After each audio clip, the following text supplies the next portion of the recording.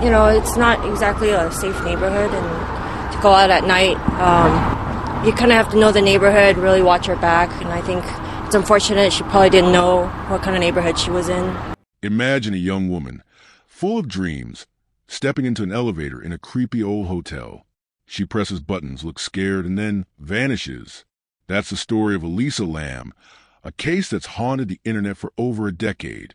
In 2013, her strange disappearance at the Cecil Hotel in Los Angeles grabbed the world's attention. People watched that eerie elevator video over and over, trying to figure out what happened. Was it crime, a ghost, or something else? For years, we had no answers. But now, in 2025, new evidence has come out, and it's more shocking than anyone expected. The truth is finally here, and it's worse than we thought. Want to know what really happened to Elisa Lam? Stick with me, and let's dive into this chilling mystery together. Elisa Lam was just 21 years old when she set off on a big adventure. She was a college student from Vancouver, Canada, excited to travel alone along the California coast. It was supposed to be a fun trip, a chance to see new places, and maybe even start a new chapter in her life. But when she checked into the Cecil Hotel in Los Angeles, everything changed. The Cecil wasn't just any hotel. It was old, run down, and had a dark history. People called it cursed. Some said it was haunted. Others knew it as a place where bad things happened, crimes, disappearances, and worse. Elisa didn't know it, but stepping into that hotel was like stepping into a nightmare. A few days after checking in, Elisa vanished. No one saw her leave. No one heard anything strange.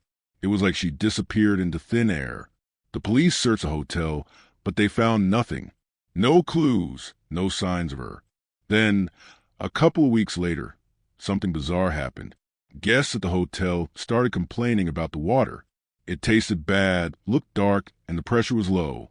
A worker went up to the roof to check the hotel's water tanks. When he opened one, he found something horrible. There, floating in the water, was Elisa's body. She was gone, and no one could explain how she ended up in that tank. The police said it was an accident. They said her mental health might have played a part, but that answer didn't make sense to a lot of people. How did she get to the roof? How did she climb into a heavy, locked water tank? And why was she acting so strange in that elevator video? Let's talk about that video for a second. If you've seen it, you know how creepy it is. It's from the hotel's elevator, and it shows Elisa acting really odd. She steps in, presses a bunch of buttons, and then hides in a corner, like she's scared of something. She peeks out, moves her hands weirdly, and looks like she's talking to someone or something that we can't see. Then she walks out, and the elevator doors close. That's the last time anyone saw her alive. When that video went online, it spread like wildfire. People all over the world watched it, trying to figure out what was going on.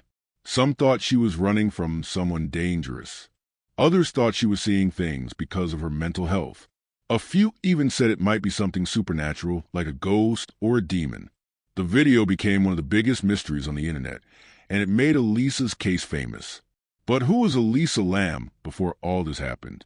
She wasn't just a mystery. She was a real person with a real life. Elisa was born in 1991 in Vancouver to parents who moved there from Hong Kong. They ran a restaurant called Paul's, and Elisa grew up helping out. She was smart, creative, and loved sharing her thoughts online. She had a blog called Etherfields where she posted about fashion, photography, and her feelings. Later, she moved to Tumblr, where she shared even more quotes, pictures, and deep thought about life. Elisa wasn't afraid to talk about her struggles. She had bipolar disorder, which means she sometimes felt really high or really low. She took medicine to help, but she was still a normal young woman. She went to college, had friends, and dreamed of seeing the world. Her blog showed how much she loved art, books, and expressing herself. But there were hints of something darker, too. Some of her posts talked about feeling sad or lost, like she was fighting battles inside her mind. Elisa's trip to California started with so much hope. In December 2012, she wrote online about wanting to visit the West Coast. She talked about maybe going to school in Santa Clara and meeting people she knew from the internet. It sounded exciting, but also a little risky. By January, she was on her way. She started in Vancouver, then went to San Diego, and finally arrived in Los Angeles on January 28, 2013. She checked into the Cecil Hotel, a cheap place near a rough part of town called Skid Row. At first, she shared a room with other travelers, but they complained about her acting strange. So the hotel moved her to a private room on the 5th floor. That was January 30th.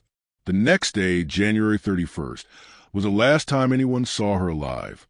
On that day, Elisa visited a bookstore near the hotel called the Last Bookstore. The clerk there, Katie, remembered her. She said Elisa was happy, chatting about the books she was buying and wondering if they'd be too heavy to carry on her trip. She seemed full of life, like she was enjoying her adventure. Elisa was supposed to leave the Cecil that day and head to Santa Cruz, but she never made it. When her parents didn't hear from her that night, they got worried.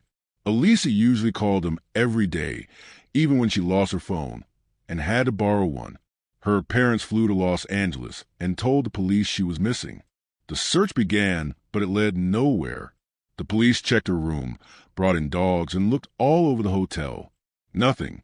It was like Elisa had vanished into a ghost story. Then came the elevator video. On February 14th, 2013, the police shared it with the world, hoping someone might know something. Instead, it just made everyone more confused. People watched Elisa's strange movements and came up with all kinds of ideas. Some said she was being chased. Others thought she was having a mental health episode. A few even said the hotel's dark past had something to do with it.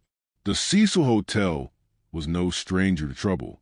It had been home to criminals, strange deaths, and even serial killers over the years. Some people called it a place where bad things happened, like it was cursed. The video only made those stories louder. 5 days after the video came out, the truth about Elisa's fate was found. On February 19th, a hotel worker went to check the water tanks on the roof because of the guest complaints. That's when he saw her, floating in the tank, no longer alive. The police came, sealed off the roof, and started investigating.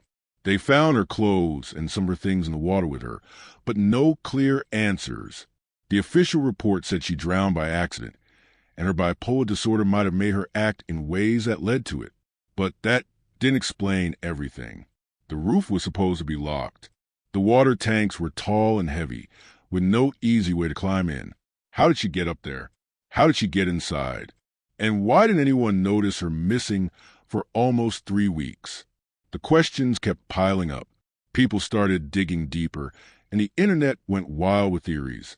Some thought she was attacked, maybe by someone at the hotel. Others said her mental health made her do something dangerous, like climb into the tank herself. A few even pointed to the hotel's creepy history, saying maybe something supernatural was at play. Then there were the weird coincidences. For example, a horror movie called Dark Water came out years before, and it had a story almost exactly like Elisa's.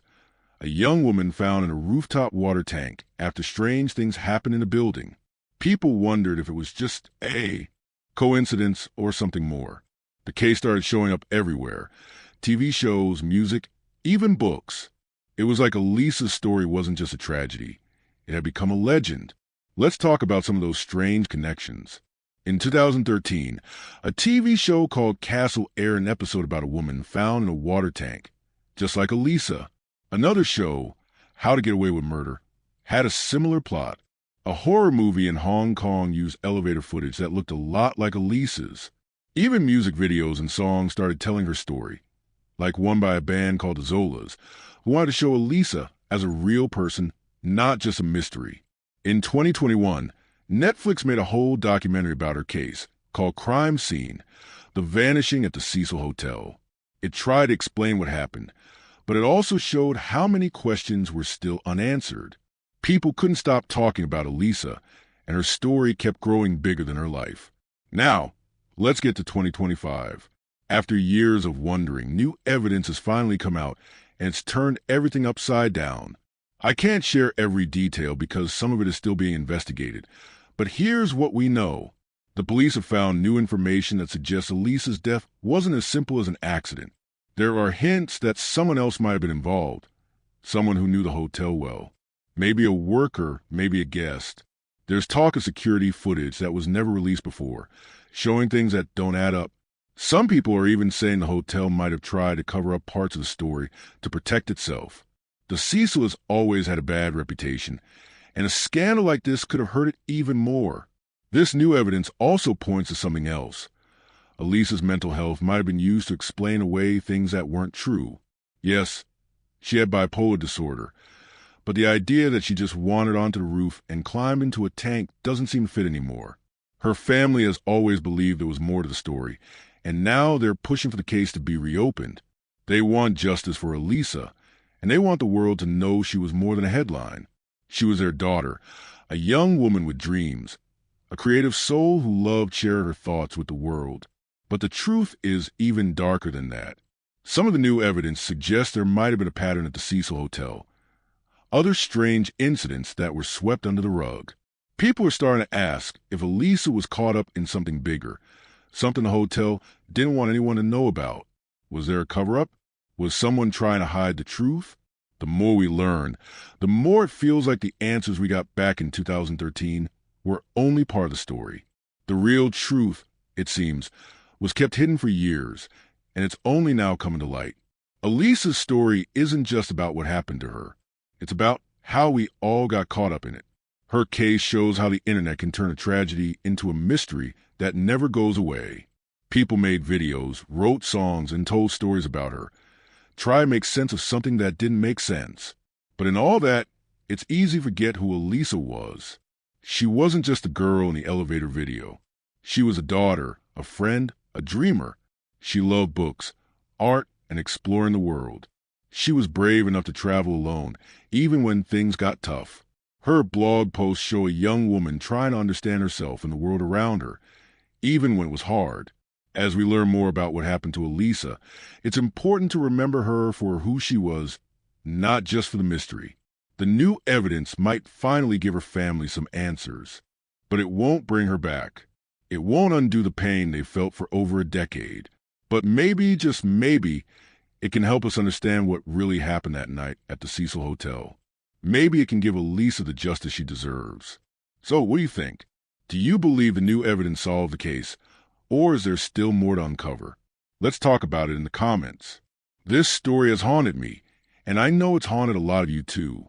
If you want to keep up with more stories like this, hit that like button, share this video with your friends, and don't forget to subscribe. We're diving into more mysteries and true stories every week, and I don't want you to miss a single one. Thanks for watching, and I'll see you in the next video.